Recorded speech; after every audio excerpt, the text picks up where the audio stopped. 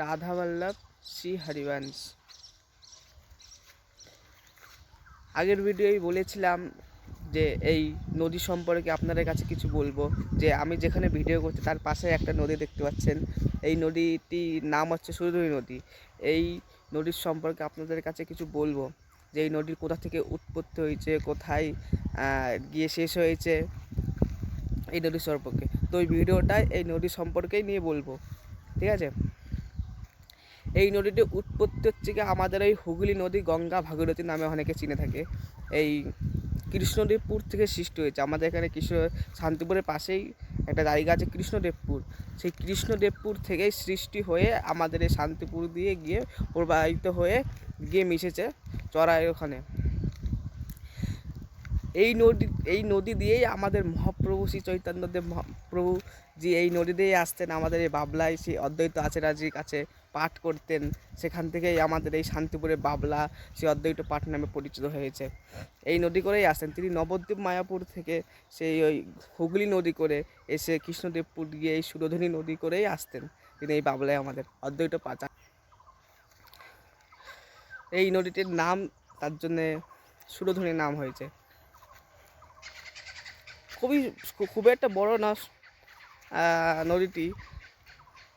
এই নদীটি দেখতে পাচ্ছেন, এটা আগে পুরো জল ছিল, যেহেতু কালক্রমে জলটা শুকিয়ে গিয়ে এখন অনেকে ধান চাষ করছে, আবার অনেকে অনেক কিছু করছে।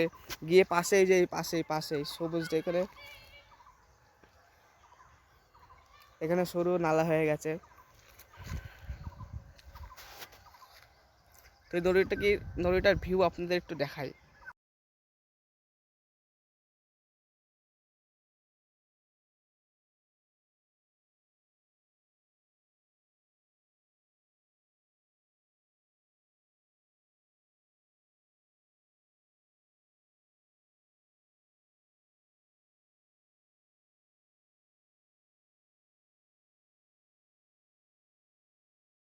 তো নদী এখন পুরো চাষে এলাকা হয়ে গেছে, যেহেতু জল শুকিয়ে গেছে। কি আর করবে, মানুষ চাষবাস করছে, করে যেটুকুই হোক।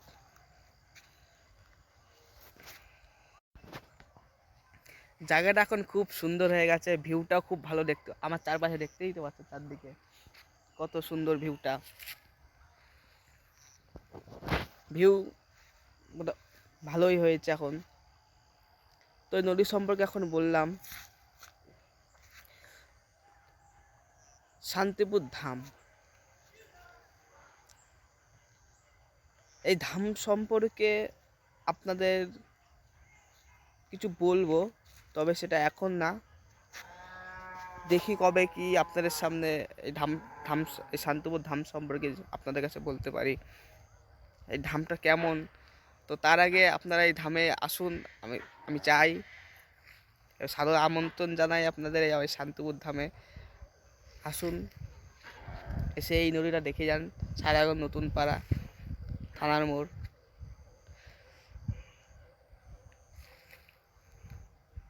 আজকে আর বেশি কিছু বলবো না, তো ভিডিওটা বেশি বড় করবো না, ছোটোই থাকবে।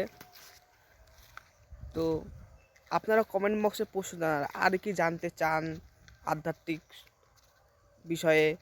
কোনো প্রশ্ন থাকলে বলবেন, কমেন্ট বক্সে জানান। আমি চেষ্টা করব আপনাদের যথাযথ কিছুটা প্রশ্নের উত্তর দেওয়ার চেষ্টা করব।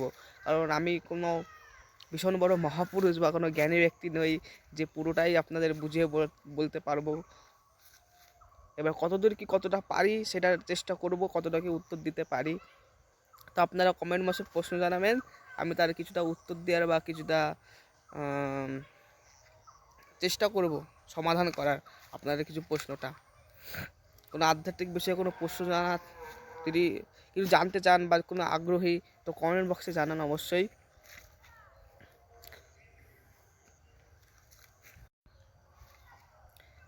আর কিছু বলবো না। তো আপনারা সবাই ভালো থাকবেন। একটা জিনিস মাথায় রাখবেন, এই মনুষ্য জন্ম আমাদের যেন ব্যর্থ না যায়। যে কোনোভাবেই হোক আমাদের ভগবানের সঙ্গে যুক্ত থাকতে হবে, ঠিক আছে। আমাদের ভগবানের সাথে যুক্ত থাকতে হবে। আর যত বেশি সম্ভব নাম জপ করার চেষ্টা করতে হবে। কারণ আমাদের নাম জপ করতে মন চাইবে না প্রথম প্রথম। নাম জপ আমাদের জোর করেই করতে হবে, কারণ আমাদের অভ্যাস, সে আমাদের অভ্যাস করতে হবে নাম জপ করা বারবার, পুরো শ্বাস শ্বাস প্রত্যেকটা নিঃশ্বাসে যেন নাম চলে, সেই অভ্যাস, সেই স্থিতি আমাদের আনতে হবে। আর ভালো থাকবেন, আবার দেখা হবে পরের ভিডিওয়। শ্রী রাধা বল্লভ শ্রী হরিবংশ। রাধে রাধে।